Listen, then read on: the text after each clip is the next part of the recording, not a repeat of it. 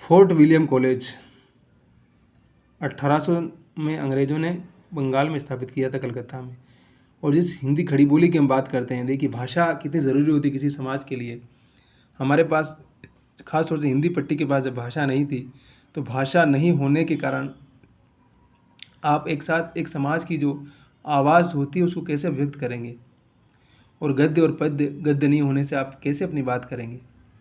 तो आज हम जो जितनी भी गद्य की विधाएँ पढ़ते हैं खास तौर से हिंदी भाषा में, उनका आना, उनका जन्म लेना इसी कॉलेज से भाषा के बनने की प्रक्रिया के साथ शुरू होता है।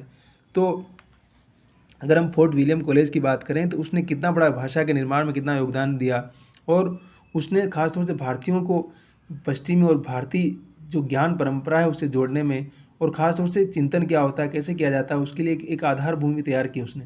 और बाद में भारतीय और पश्चिमी विद्वानों ने मिलकर के इस भाषा को लेकर काम करना शुरू किया। फिर हिंदी के तमाम लोगों ने, महावीर प्रसाद द्विवेदी, भारतेंदु से लेकर तमाम लोगों ने उस पर काम किया। और आज जो हम भाषा बोलते हैं हिंदी खड़ी, जिसको खड़ी बोली कहते हैं, उसको निर्मित करने में बहुत लोगों ने अपनी अपनी कहने बहुत मेहनत की उन लोगों ने। और बाद में यही भाषा हिंदी प्रदेश के लिए, भारतीय समाज के लिए एक नवजागरण और पुनर्जागरण की भाषा बनी, जिसमें भारतीयता और भारतीय चेतना ने अपने आप को फिर से पुनर्जीवित करके अपने आप को व्यक्त किया है कि हम स्वतंत्र थे और स्वतंत्र रहेंगे हमेशा, हमें कोई गुलाम नहीं बना सकता है। तो असल में ये जो ज्ञान का जो केंद्र होता है उसकी कितनी ज़रूरत होती है, उसकी कितनी आवश्यकता होती है, इसको भी समझने वाली बात है हमारे लिए। ठीक है, तो खड़ी बोली शब्द फोर्ट विलियम कॉलेज 1800 की टकसाल से निकला। इसने पहले कॉलेज में भाखा, मुंशीलाल और सदल मिश्र ने इसका प्रयोग किया। प्रेम सागर लल्लू जी में लिखते हैं कि 1860 में लल्लू लाल कवि ब्राह्मण गुजराती अत जिस तार ले यामिनी भाषा छोड़ी, दिल्ली आगरे की खड़ी बोली। प्रेम सागर घरा सल मिश्र नासिक उपाख्यान में लिखते हैं कि तब संवत, ये देखिए उस समय की हिंदी बोली खड़ी बोली कैसे और आज कैसे बोलते हैं हम। इसने चंद्रावली की कथा कही, देववाणी से कोई समझ नहीं सकता, इसलिए खड़ी बोली में किया। 1804 में जॉन क्रिस्टिन ने द हिंदी रोमन आर्यो एपिग्रेप्स की खड़ी बोली शब्द का प्रयोग किया। हो सकता है दिल्ली आगरे की बोलचाल की भाषा को खड़ी बोली कहा जा रहा हो। लल्लू जी साल और सदल मिश्र इसे वहीं से लिया हो। ईस्ट इंडिया कंपनी के प्रशासनिक सुविधा के लिए 1800 में फोर्ट विलियम कॉलेज की स्थापना की। इसमें हिंदी, मराठी, गुजराती, तमिल आदि देशी भाषाओं में सामान्यतः पुस्तकें अनुदित होती थी। हिंदी या गिरस्तानी के प्राध्यापक गिलक्रिस्ट थे। उर्दू के लिए मुंशीलाल और भाखा हिंदवी के लिए अलग अलग लोगों को रखा गया इन लोगों ने।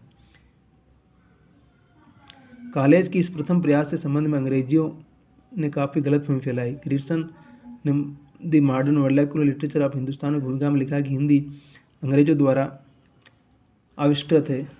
लल्लू लाल ने प्रेम सागर में इसी का प्रयोग किया। ग्रियर्सन खड़ी बोली को किसी भी मातृभाषा नहीं स्वीकार करता।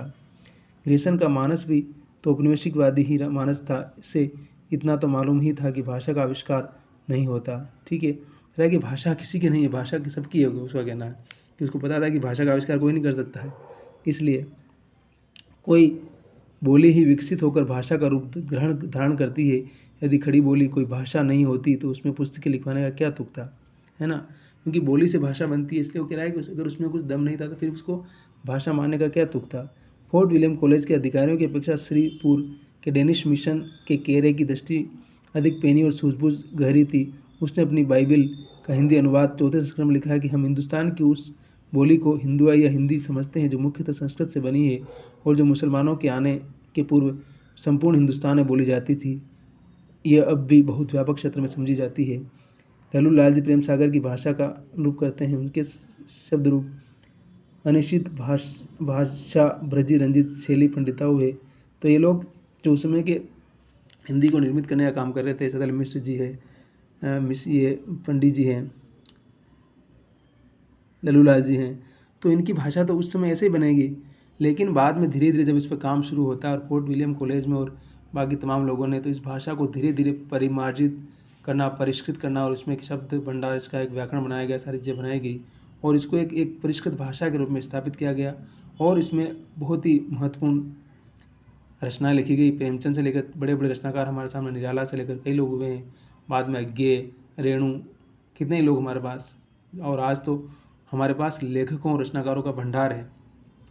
तो इस तरह से फोर्ट विलियम कॉलेज ने खड़ी बोली और बाकी उस समय के तमाम विद्वानों ने इस भाषा का निर्माण कैसे किया और ये भाषा बाद में आगे चलकर कितनी महत्वपूर्ण भाषा साबित होती है, इसका साहित्य कितना महत्वपूर्ण होता है, इस लिहाज से इस फोर्ट विलियम कॉलेज का बहुत ज़्यादा इम्पोर्टेंस है, इसको हम इसी रूप में हमें स्वीकार करना चाहिए।